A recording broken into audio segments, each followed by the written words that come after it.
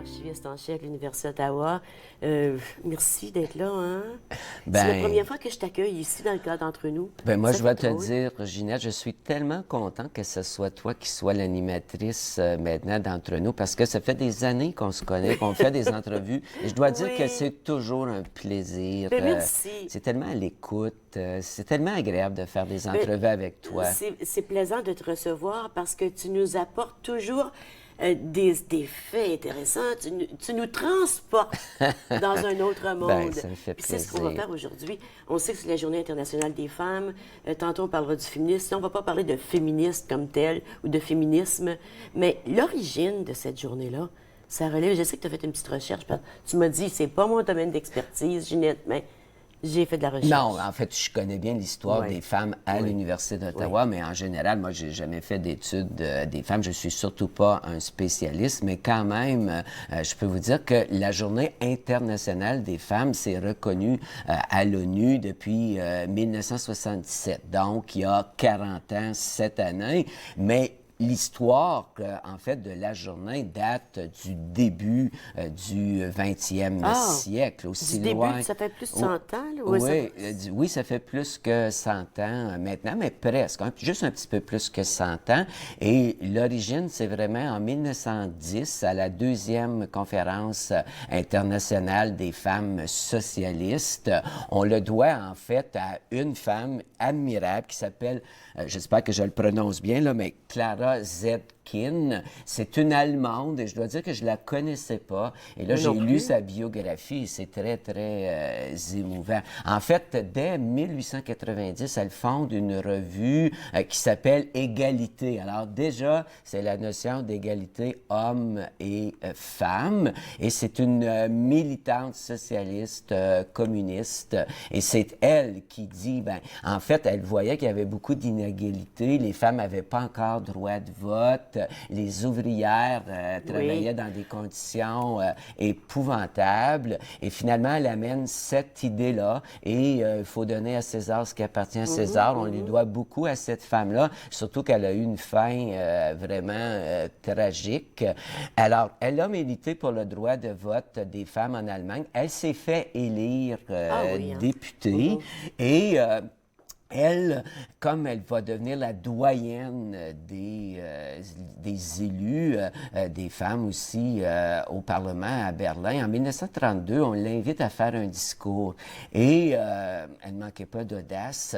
Elle a fait dans son discours, elle a condamné la montée du nazisme, les nazis, ce qu'on appelait aussi les chemises noires. Fait Oui. on peut penser qu'elle a dû s'exiler tout de suite après. Elle est partie pour la Russie et elle est morte l'année suivante à l'âge de Elle est 76 ans. morte. Est-ce qu'on sait comment elle est morte? On ne sait absolument pas, mais on peut penser peut qu'elle n'est penser. pas morte de Naturellement. vieillesse. Oui. Mais encore aujourd'hui, sa mort C'est comme si reste, 100 ans plus tard, l'histoire se répète.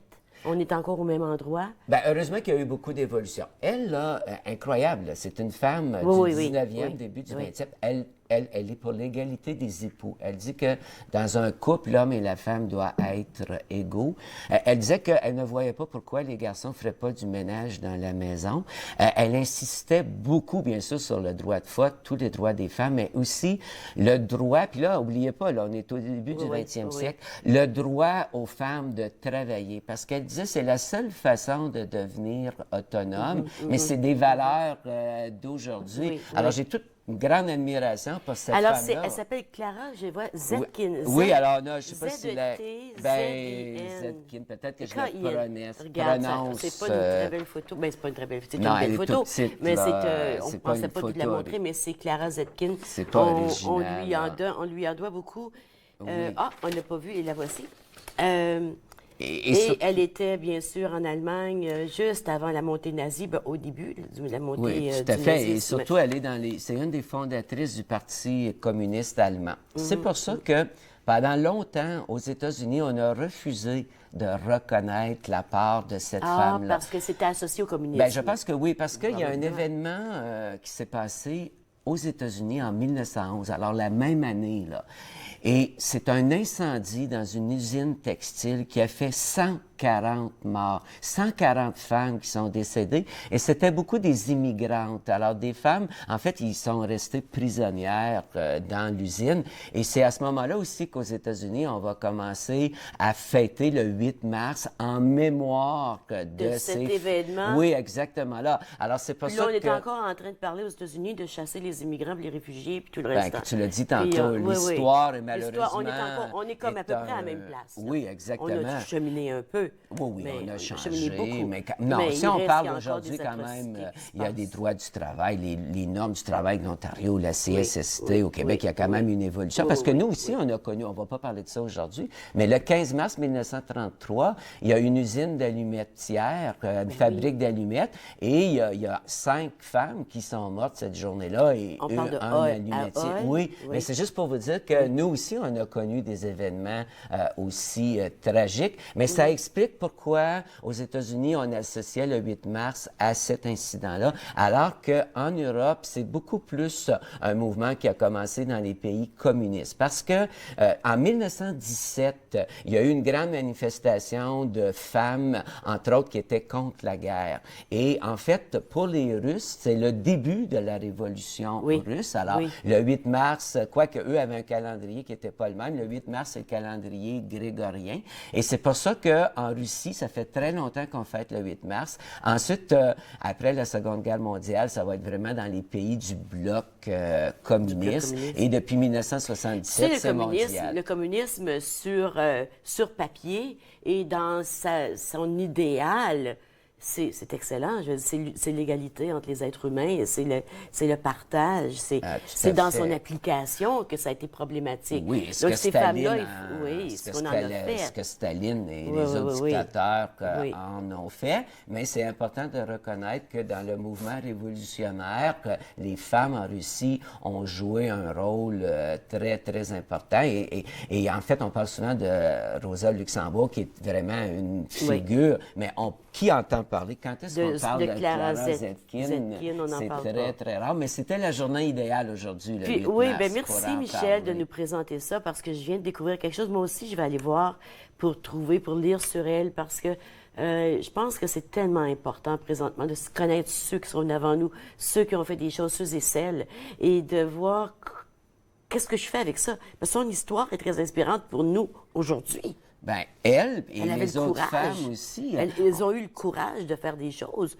Nous, aujourd'hui, des fois, on a peur. Le droit de vote, elle a milité pour le droit de vote, mais en même temps, ici, il y avait des mouvements des femmes. C'est le Manitoba, la première province où on a le droit de vote. En Ontario, est-ce que tu sais Non, en quelle année? 1917, en même temps que le fédéral, mais je lisais qu'au fédéral, c'est pas toutes les femmes qui ont obtenu le droit de vote. Par exemple, les femmes asiatiques, comme tous les Asiatiques, n'ont pas le droit de vote avant la Seconde Guerre mondiale. Les Autochtones, les femmes autochtones également.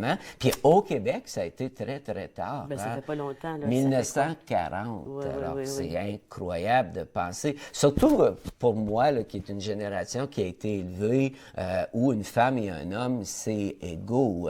Chez nous, ma mère était veuve, puis il y avait juste des garçons. Les garçons aidaient la mère aussi. Mais toi, Michel, tu as une histoire particulière. On l'a déjà racontée à l'émission. C'est tellement une belle histoire que ton histoire. On va aller à la pause. Au retour, on va parler des femmes à l'Université d'Ottawa. Oui, là, un domaine que je connais pas mal mieux. Je pense que tu connaissais très bien celui dont tu viens de parler. Reste avec nous, on vient tout de suite.